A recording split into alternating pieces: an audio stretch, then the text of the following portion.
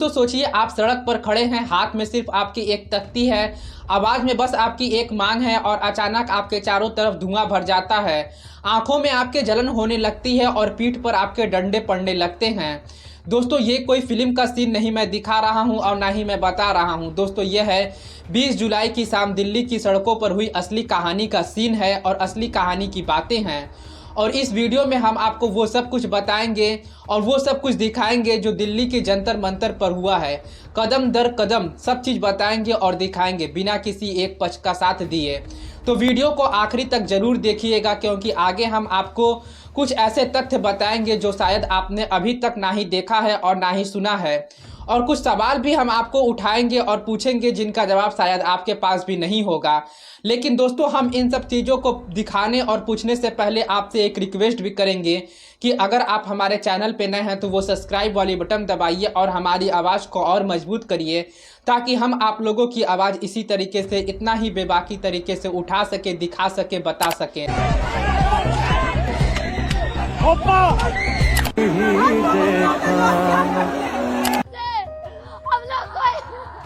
हम लोग कोई डाकू है क्या?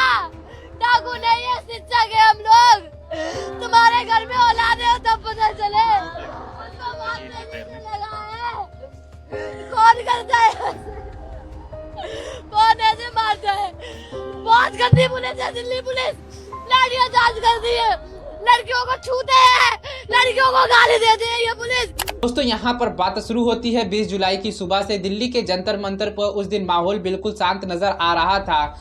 हजारों की तादाद में लोग जुटे हुए थे। ज़्यादातर वो छात्र और उनके परिवार थे जो नीट परीक्षा से जुड़े मुद्दे को लेकर नाराज थे। कुछ अनुमान के मुताबिक भीड़ 1 लाख से 1.5 लाख के बीच थी।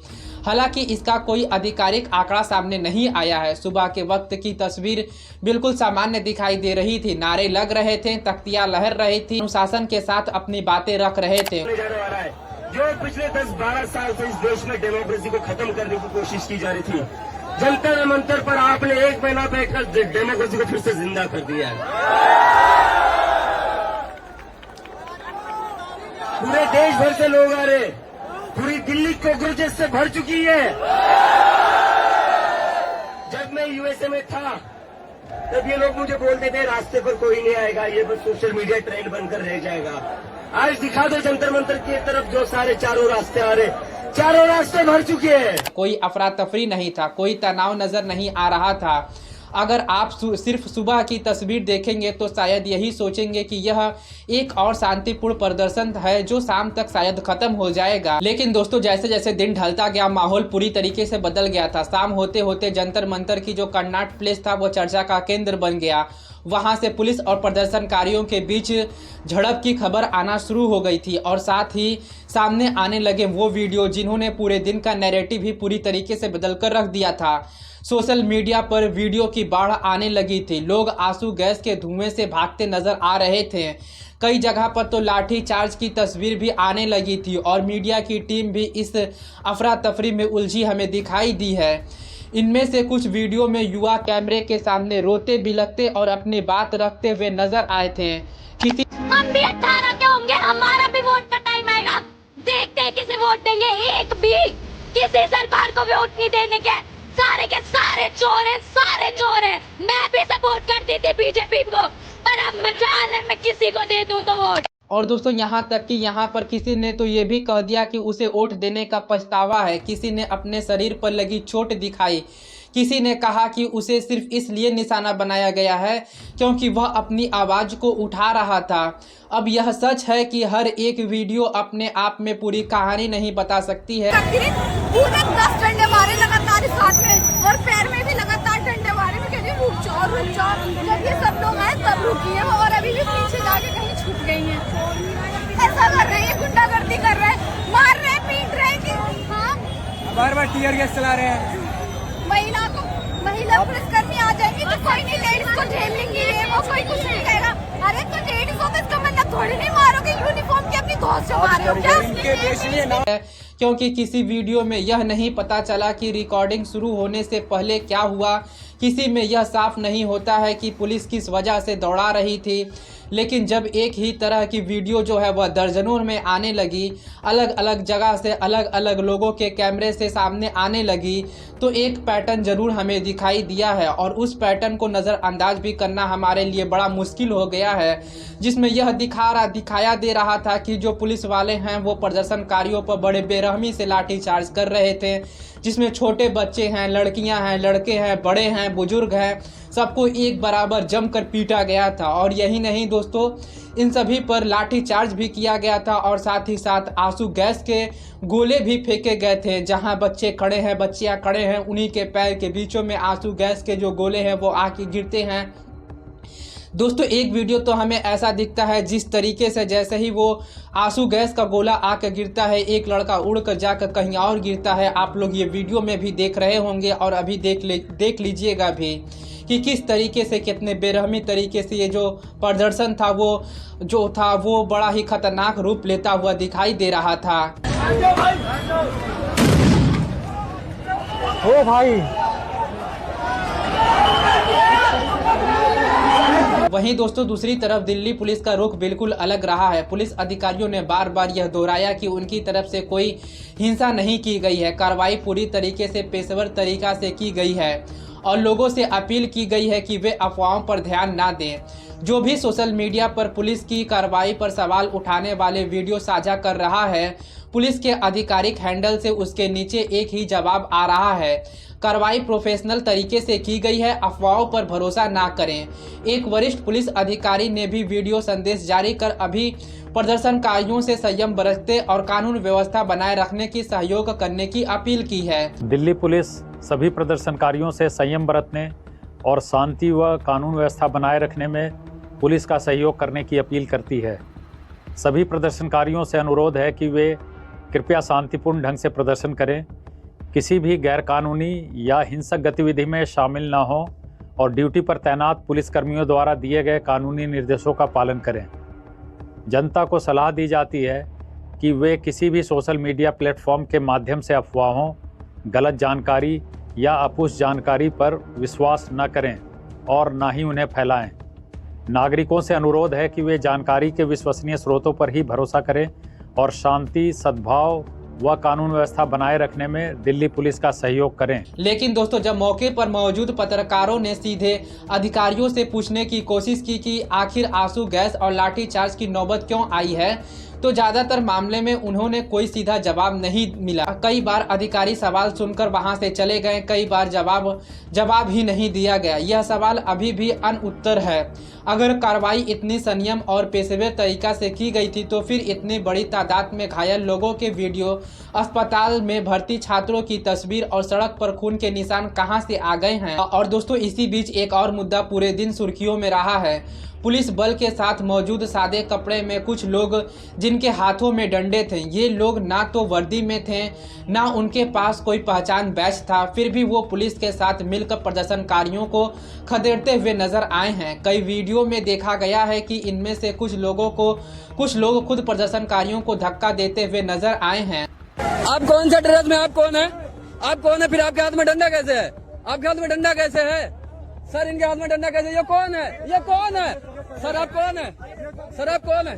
हाँ बताइए आपको। सवाल यहाँ पर ये उठता है कि आखिर ये कौन लोग थे, इन्हें पुलिस के साथ किस हैसियत से रखा गया था, और अगर यह सुरक्षा बलों का हिस्सा नहीं थे तो इन्हें कानून व्यवस्था की जिम्मेदारी किसने सौंपी थी। दोस्तों कई विपक्ष नेताओं ने आरोप लगाया है कि इन्हीं सादे कपड़े वालों लोगों ने माहौल को बिगाड़ने की भूमिका निभाई है ताकि पुलिस को बल प्रयोग करने का बहाना मिल सके। पुलिस की तरफ से कई सवाल का कोई स्पष्ट और संतोषजनक जवाब अभी तक नहीं मिला है। और दोस्तों इसी उथल पुथल के बीच एक और बड़ी खबर आई जिसने पूरे घटनाक्रम को एक नया मोड़ दे दिया है। जलवायु कार्यकर्ता सोनम वांगचुक जो पहले से ही भूख हड़ताल पर बैठे थे और जिनके अनशन तोड़ने की उम्मीद जताई जा रही थी, उन्होंने अपना फैसला जो है वह पलट दिया है। शाम को उन्होंने अपने हाथों से लिखी एक बयान जारी किया है, जिसमें उन्होंने साफ कहा है कि जिस तरीके से पुलिस ने शांतिपूर्ण प्रदर्शनकारियों के खिलाफ बल प्रयोग किया है, उसे देखते हुए वे अपना अनशन जारी रखने का फैसला कर रहे हैं। यह एक बड़ा संकेत था। सारे पुलिस वाले ये लेटर सुनने, सोनम सर का लेटर आया है अभी। सोनम सर लिखते हैं, आज की पुलिस की करतूत देखकर जो ब्रूटैलिटी पुलिस ने करी है, जो लोग पीसफुली प्रोटेस्ट कर रहे थे उनके ऊपर जैसे पुलिस ने अत्याचार किया है, जैसे सर फोड़ा है, लाठीचार्ज किया है, वो देखते हुए सोनम सर अपना अनशन जारी रखेंगे, तोड़ेंगे नहीं। क्योंकि इससे पहले तक माना जा रहा था कि सरकार और प्रदर्शनकारियों के बीच बातचीत किसी नतीजे की ओर बढ़ रही है। दिन भर सरकार के प्रतिनिधित्व और प्रदर्शन का नेतृत्व कर रहे संगठन के बीच बातचीत होती रही है। अभी बहुत समय लिया गया। मैं और सौरभ 5 घंटे से जेपी नड्डा जी के घर पर थे। 12 बजे हमें बातचीत के लिए बुलाया गया था। 2 बजे पहली बार बात हुई।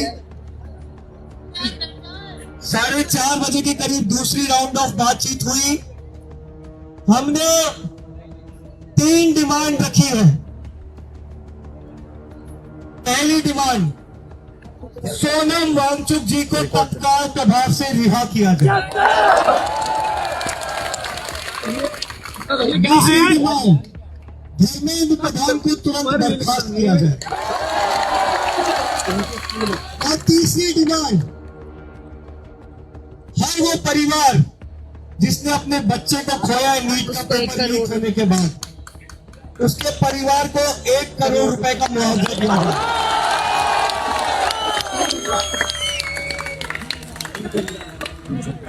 लेकिन दोस्तों, शाम तक कोई ठोस फैसला सामने नहीं आ पाया है। ना ही कोई जिम्मेदार मंत्री इस्तीफा देने की बात कही है और ना ही परिवारों को मुआवजा देने पर कोई ऐलान हुआ है जिन्होंने परीक्षा से जुड़े दबाव में अपने बच्चा खो दिया है। यहाँ तक कि किसी सरकार प्रतिनिधित्व ने अस्पताल में भर्ती वांगचुक से मिलने की जहद भी नहीं उठाई है। इसी पूरे घटना पर विपक्ष के कई बड़े नेताओं की प्रतिक्रिया भी सामने आई है। कांग्रेस के एक वरिष्ठ नेता ने कहा है कि शांतिपूर्ण विरोध एक मौलिक और अटूट अधिकार है और जो पुलिस अधिकारी व सरकार कर्मचारी बिना सोचे समझे आदेश का पालन कर रहे हैं, उन्हें याद रखना चाहिए कि संविधान ही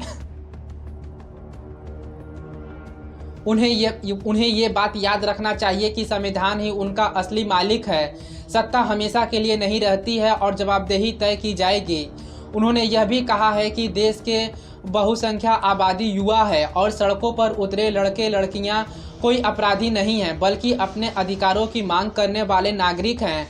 उनकी मांग बस इतनी है कि शिक्षा व्यवस्था निष्पक्ष हो और सम्मानजनक हो और सही तरीके से काम करे।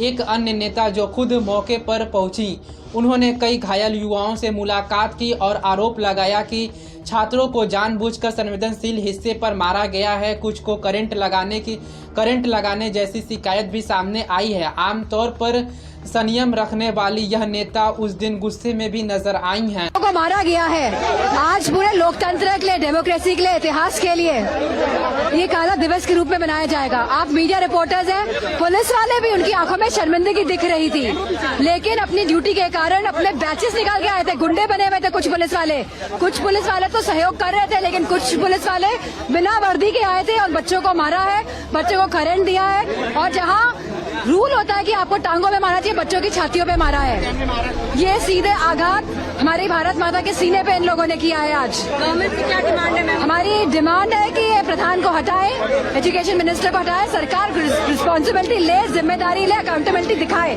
अगर आपको एक मेल पुलिस से बिटिया बता रही है, फीमेल की बिटिया के कपड़े फाड़े हैं, ये आपका नया भारत जहाँ बिटियाओं के कपड़े, इस बिटिया के भी कपड़े किसी और के कपड़े फाड़े गए हैं। हमारे साथ बहुत बच्चे मिले जिनके कपड़े फटे हैं। खास करके तब जब उन्होंने बताया कि एक छात्र के कपड़े पुलिसकर्मियों ने खींच करके फाड़ दिया है। एक अन्य पार्टी के नेताओं ने भी कई वीडियो सार्वजनिक किए हैं, जिनमें एक माने जाने विधायक को बैरिकेड पर पटकते हुए दिखाया गया है, जबकि दावा किया गया था कि उस विधायक की पहले से ब्रेन सर्जरी हो चुकी है। दोस्तों, सवाल यहाँ पर ये उठता है कि इतने सारे विरोधी दावे हैं, वीडियोस हैं, बयान के बीच सच्चाई कहाँ है? इसका जवाब आसान नहीं है और शायद इसका कोई एक सीधा जवाब भी नहीं हो सकता है। पत्रकारों का काम यही होता है कि दोनों पक्ष की बात सामने रखी जाए, लेकिन साथ ही यह भी परखा जाए कि किसके पास ज़्यादा ताकत है और उस ताकत का इस्तेमाल किस तरीके से किया गया है। पुलिस के पास हथियार थे, सख्त बल थे, कानूनी अधिकार है। आम प्रदर्शनकारियों के पास सिर्फ एक अपनी आवाज़ है, अपनी मौजूदगी है। जब इन दोनों के बीच टकराव होता है ना, तो जिम्मेदारी उस पक्ष पर ज़्यादा होती है जिसके पास ज़्यादा ताकत है कि वह संयम बरते। इसी मामले में यह सवाल बार बार उठता रहा है कि क्या पुलिस ने वाकई संयम बरता है या हालात को बेवजह बिगड़ने दिया गया है। एक और पहलू जो इस पूरे घटनाक्रम में साफ दिखाई देता था, आंदोलन के नेतृत्व की कमी। जिस संगठन ने इस मोर्चा का आह्वान किया था, उसके पास बड़े आंदोलन को संभालने का अनुभव सीमित नजर आया है। सुबह जब लाखों की भीड़ जुटी तब तक सब कुछ ठीक ठाक रहा है, लेकिन जैसे जैसे हालात बिगड़ते गए यह साफ हो गया कि भीड़ को दिशा देने वाला कोई नहीं है। उन्हें सुरक्षित तरीके से एक जगह से दूसरी जगह ले जाने वाला और घायल होने पर मदद पहुंचाने का कोई स्पष्ट सिस्टम मौजूद वहां पर नहीं था। कई उत्साहियों युवा बैरिकेड पर चढ़ गए थे, इस बात से अनजान कि इससे भगदड़ जैसी स्थिति भी बन सकती है। नेतृत्व की यह कमी सिर्फ प्रदर्शन से आयोजन में संयम पैदा नहीं करती, बल्कि यह उन ताकतों को भी मौका देती है जो अफरा तफरी का फ़ायदा उठाना चाहते हैं। सवाल यहाँ पर यह है कि इतने बड़ी भीड़ जुटाने के बावजूद संगठन इतना कमज़ोर क्यों रहा है और इस कमी का असल फ़ायदा किसको मिला है। और दोस्तों, आम लोग जो सिर्फ अपनी बात रखने सड़क पर आए थे, वे इस पूरी लड़ाई में सबसे ज़्यादा नुकसान उन्हीं को उठाना पड़ा है। जब वो घर लौटे तो किसी के पैर पर चोट लगी थी, किसी के सर पर पट्टी बांधी हुई थी, कोई अस्पताल के बिस्तर पर लेटा हुआ था। इन आम लोगों की कहानियाँ अक्सर बड़ी हेडलाइन में गुम हो जाती है, जबकि असल में यही कहानी किसी भी प्रदर्शन की सच्चाई सबसे बेहतर तरीके से बताती है। पत्रकारों का काम यही होना चाहिए कि वे सिर्फ आधिकारिक बयान को अंतिम सच मानकर आगे ना बढ़ें, बल्कि यह भी दिखाएं कि आम आदमी के साथ जमीन पर क्या हुआ है। बल्कि दोस्तों, असली सवाल तो यहाँ पर यह होना चाहिए कि जब आम नागरिक अपनी वाजिब मांगों को लेकर सड़क पर उतरा था तो उनके साथ बर्ताव कैसा होना चाहिए था। क्या कानून व्यवस्था बनाए रखने के नाम पर बल प्रयोग की कोई सीमा नहीं होनी चाहिए थी? और जब बल प्रयोग की सीमा लांघी जाती है तो उसकी जवाबदेही आखिरकार कौन तय करता है? पुलिस खुद तय करती है या कोई स्वतंत्र जांच एजेंसियां तय करती है? यह सवाल दोस्तों सिर्फ 20 जुलाई का घटनाक्रम का नहीं है, यह हर उस दिन का सवाल है जब देश का कोई भी नागरिक अपनी आवाज़ उठाने सड़क पर उतरता है। और जब तक इस सवाल का साफ जवाब नहीं मिलता है तब तक ऐसी घटना बार बार दोहराई जाएगी। और दोस्तों, आपको यह रिपोर्ट हमारी कैसी लगी है? अगर आपको हमारी रिपोर्ट पसंद आई है, हमारी दिखाई गई बात, कही गई बात अगर आपको सही लगी है, तो आपसे फिर मैं वही रिक्वेस्ट करना चाहूँगा कि अगर आप हमारे चैनल पर नए हैं तो सब्सक्राइब करके हमारी भी आवाज़ को और मजबूत करिए, ताकि हम आपकी आवाज़ और बेबाकी से उठा सकें। चलिए मिलते हैं किसी नेक्स्ट एपिसोड के साथ।